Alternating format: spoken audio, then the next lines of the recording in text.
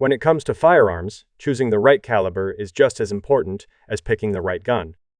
With hundreds of options out there, it's easy to get caught up in the hype, marketing buzz, or internet debates and end up with a round that just doesn't live up to expectations. Whether it's because of cost, limited availability, poor performance, or just flat-out impracticality, some calibers leave shooters with a serious case of buyer's remorse. In this video, we're breaking down 5 calibers you'll likely regret buying, the ones that might seem cool on paper but failed to deliver where it counts. From frustrating ammo shortages and high recoil to underwhelming ballistics and niche uses, these are the rounds that often collect more dust than range time. So before you spend your hard-earned money on a flashy new caliber, stick around. This list might save you from making a costly mistake.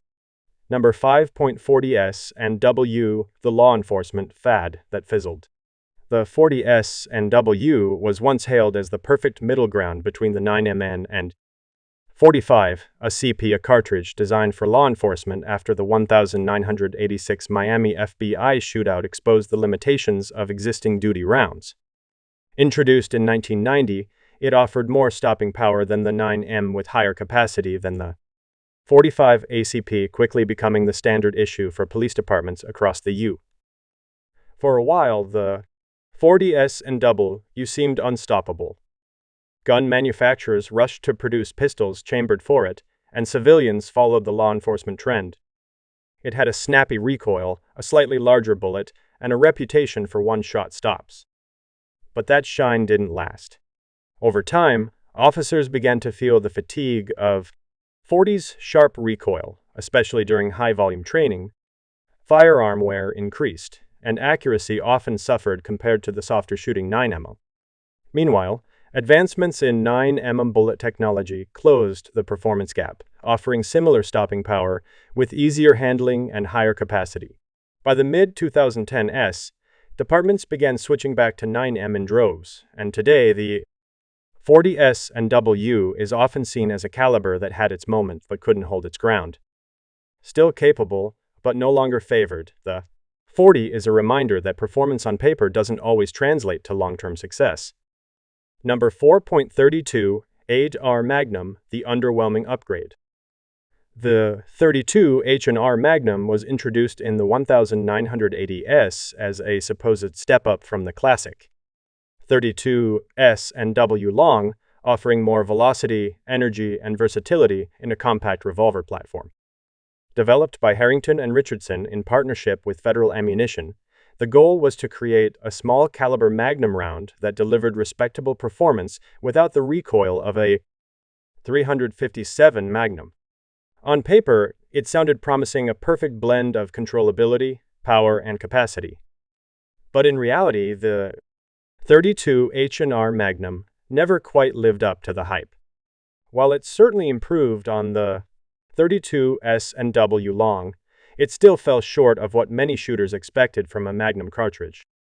Its ballistics hovered in a strange middle ground, more potent than a .22 or .25, but lacking the proven stopping power of larger self-defense rounds. Ammo availability was another issue. Even at its peak, .32 H&R Magnum was never as widely stocked as other calibers, and prices were often higher than more effective alternatives. For self-defense, most people stuck with 9mm or .38 Special. For small game hunting or target shooting, other options were cheaper and easier to find. Number 3. .41 Magnum, the forgotten middle child. The .41 Magnum was introduced in the 1960s as an attempt to fill the gap between the .357 Magnum and the .44 Magnum, offering more power than the former while still being manageable for shooters. Developed by Smith & Wesson and Remington, the .41 Magnum was designed for both law enforcement and hunting, offering the potential for impressive stopping power without the punishing recoil of the .44. On paper, the .41 Magnum had everything going for it: superior ballistics, good accuracy, and the ability to take down larger game like deer and black bear. But in reality, it never found the widespread adoption it deserved. The law enforcement community largely stuck with the .357 Magnum for its balance of power and manageable recoil, while hunters often gravitated toward the .44 Magnum for its sheer power and availability of ammunition. The .41 Magnum is often referred to as the forgotten middle child, overshadowed by its larger and smaller counterparts. Its recoil, while not as extreme as the .44, was still enough to turn off many shooters. Ammo availability has always been a struggle, and as a result, it never gained the popularity necessary to make it a mainstream choice. Number 2.25A CP, the weakling in your pocket. The .25A CP automatic Colt pistol has long been considered the runt of the cartridge family. Introduced by John Browning in 1905, this tiny round was designed for ultra-compact pistols meant to offer concealed carry options for civilians and self-defense in close-range scenarios. The appeal of the .25 ACP lies in its size ideal for small, easy-to-carry pistols.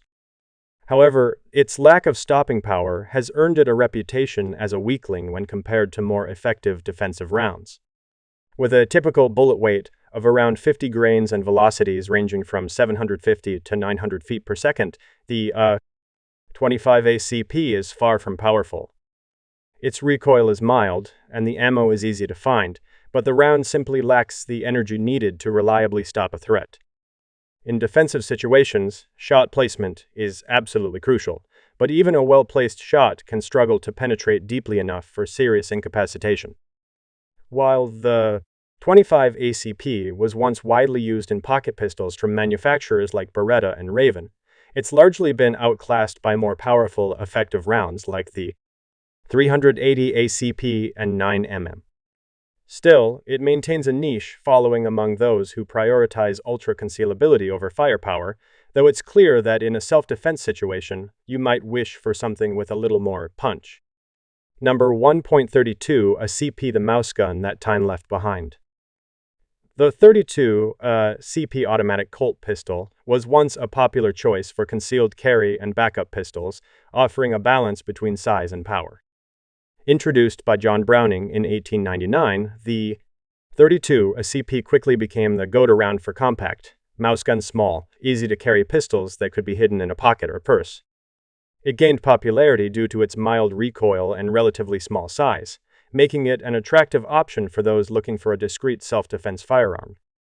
However, over time, the .32 CP has been overshadowed by more effective calibers like the .380 CP and 9ME.